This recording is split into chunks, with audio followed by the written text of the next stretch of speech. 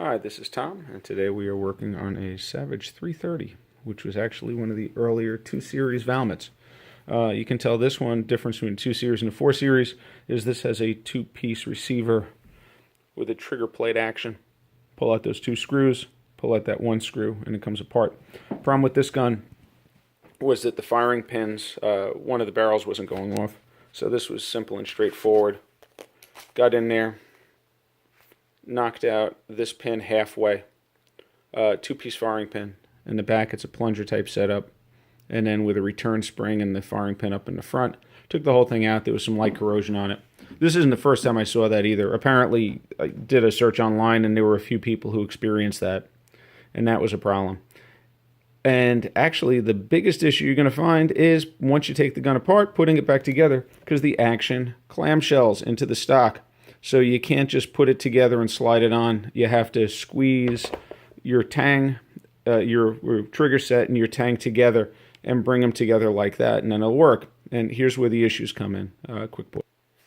Okay, I cock this and bring it down, and I hate this part.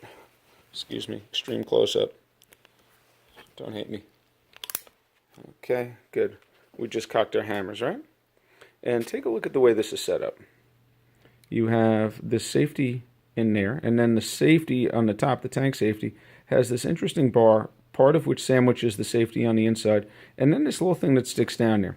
And here's the important part. That is your trigger selector.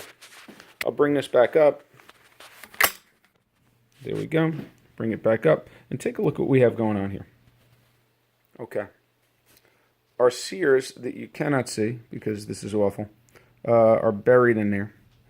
And this is what happens. You pull the trigger. Well, let's get the safety off first. Okay, safety is off. And here's your selector button. This lever right there jumps back and forth. And when you pull the trigger, and you can't put your thumb on this. If you put your thumb on that, the selector will not work right. So I will pull, bang.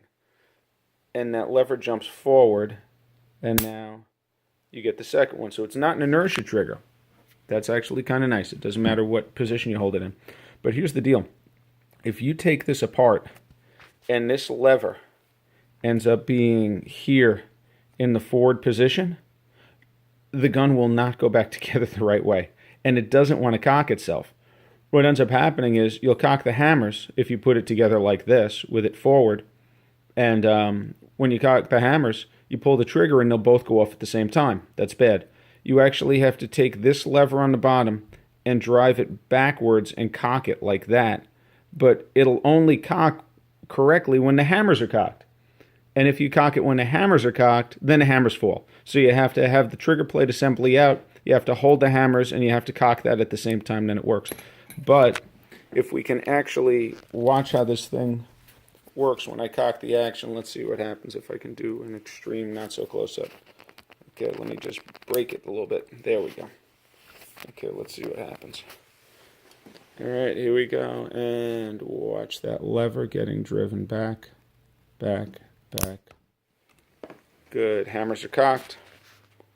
Lever's in the rear position. And everything should work well. But now I've got to take it apart and put it back together then. And there is that cocking block that would like to do nothing more than jump on top of the hammers and make your gun not work. Good luck. All right, this is Tom and Valmet 2 Series.